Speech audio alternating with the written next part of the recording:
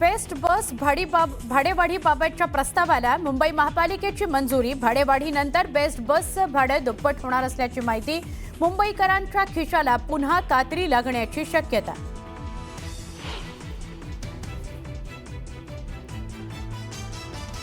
अपघाताचं प्रमाण वाढत असल्याने हेडफोन घालून वाहन चालवणाऱ्यांवर कठोर कारवाई होणार। परिवहन मंत्र्यांच्या आजच्या बैठकीत निर्णयाची शक्यता।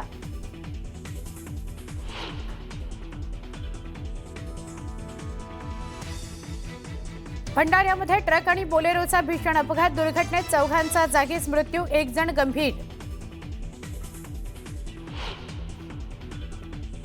पहलगाम दहशतवादी हल्ल्यानंतर आजपासून जम्मू विधानसभेचं विशेष अधिवेशन। दहशतवादी हल्ल्याच्या निषेधासह हल्ल्यातील मृतांना श्रद्धांजली वाहिली जाणार।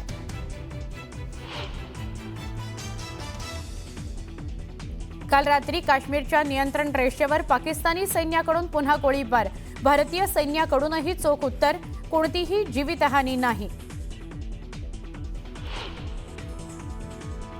नेटवर्क 18 ची टीम पोहोचली एलओसीवर। पहलगाम दहशतवादी हल्ल्याच्या घटनेनंतर एलओसीवर दोन्ही देशांकडून सुरक्षेत वाढ। सध्या तणावपूर्ण शांतता।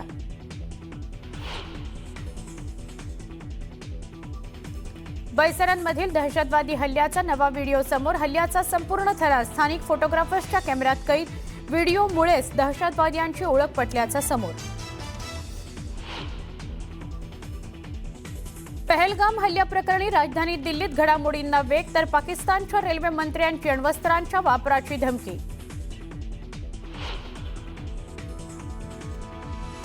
सैफुल्ला कसूरीसह 6 दहशतवाद्यांच्या प्रमुखांनी रचला पहलगाम हल्ल्याचा कट। पाकिस्तानी लष्करी अधिकाऱ्यासह आयएसआयचाही कटात सहभाग। सूत्रांची न्यूज 18 लोकमतला माहिती। मुंबईतील 26 दहशतवादी हल्ल्याचा आरोपी तहव्वूर राणाचा एनआयए रिमांड संपणार। आज पटियाला हाऊस कोर्टात हजर करणार।